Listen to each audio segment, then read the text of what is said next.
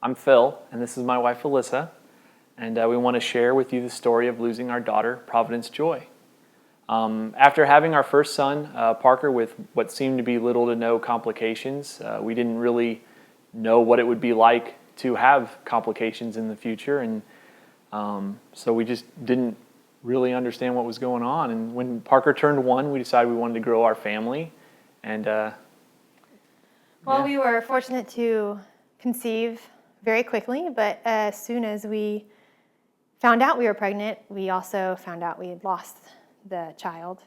Not that it wasn't an emotional experience, but I quickly just realized that I became one of the 3 women of every 4 who had a miscarriage. It was just something to add to my experience. A few months later, I became pregnant again. Despite having the previous miscarriage, it was still policy not to see a doctor till 13 weeks. And at 12 weeks, I began bleeding. And after one emergency visit, I returned a day later with severe cramps and miscarried in the emergency room. After waiting a few more months after that to heal, we pushed on again and began to try again. It was about 6 months before I was able to get pregnant again, and with my recent history, it was really like walking on eggshells. I was scared about every little thing, and my heart was guarded every step of the way.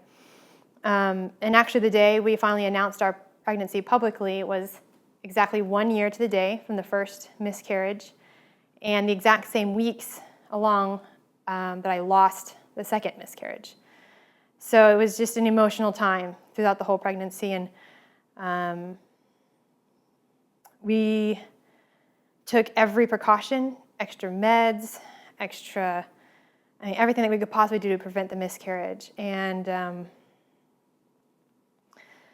at the anatomy ultrasound, at 20 weeks, there was no more heartbeat.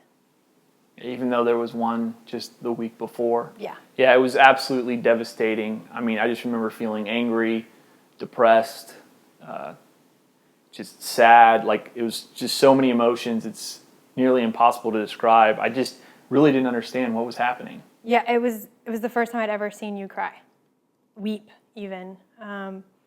It was a lot to take in. After the ultrasound, we had to schedule a delivery, and the waiting between the ultrasound and the scheduled delivery was just miserable because I knew there was no heartbeat, but I was feeling phantom kicks and just couldn't really wrap my head around everything that was coming on.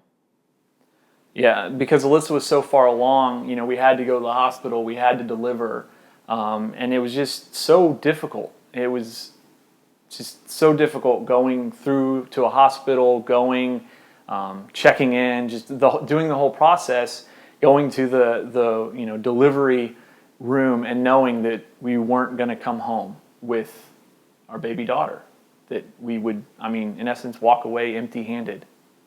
And the doctor promised 12 hours, you'll be home. It'll be quick and easy.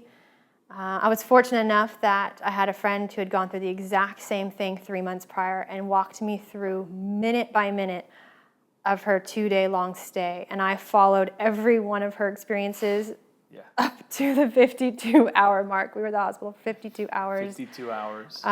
Waiting for the meds to kick in, and then the meg's not working, and more meds, and being sick from the meds. And they don't prepare you for that experience of being miserable and sick and not bringing anything home from it. Bringing it home. And then finally, when Providence was born, late one evening, I think it was Saturday night, just seeing those little hands and the little feet and the little fingernails even, it's just impossible to describe the range of emotions that I went through. Fortunately and gracefully, our families were able to be there. They were able to be present for most of the experience, which without their support, without and both of our families' support. I still can't even imagine having gone through that without them even just bringing me lunch. I mean, it was a long few days. yeah, it was really long. But really, I mean, I guess that's the bigger story here. It's not just about us losing our daughter. It's about all the pain, yes. It's about all the seemingly impossible situations. But really, just like everything else, it's the story is about God, and the story is about Him working. And He worked in this. He brought family and friends alongside us.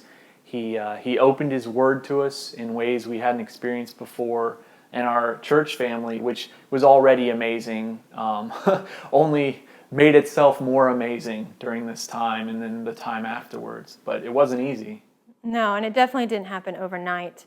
This was a long process, and it took me months to be able to have that quiet time again. My time alone became the time when I would worry and fret and fear and go through the grieving process over and over again. And just the slightest tear would turn me into crying for hours, and I couldn't stop. And it was really hard to slowly break through the process of being able to accept everything that had happened to me and to our family. But worship began to take on a whole new level. It was more real than it had ever been before and will ever be again. I mean, it is a whole new element in my life. Absolutely. And here we are, 2.5 years, I think, later. Yeah, 2.5 years later. And, it's never forgotten. There's been ups and there's been downs, both with this and just the rest of life. But I would definitely say there's more ups than down. And it's always the goal, right? More ups than down. And yes, we did lose our daughter. And that is something that I'll never forget, that we'll never forget. That's a part of our family, part of our history, part of our story, but it doesn't define us. It's not the thing that defines us. It did take almost a year for us to get in the place where we thought God needed us to be. It took a lot of prayer, a lot of worship, like you were saying, a lot of diving in the Word to really sort of understand, not that we'll ever understand why, but just come to the position where we could have enough courage, have enough strength, Enough faith. and have enough faith to try again. And once again, God has blessed us with Preston, who will turn a year old in a month.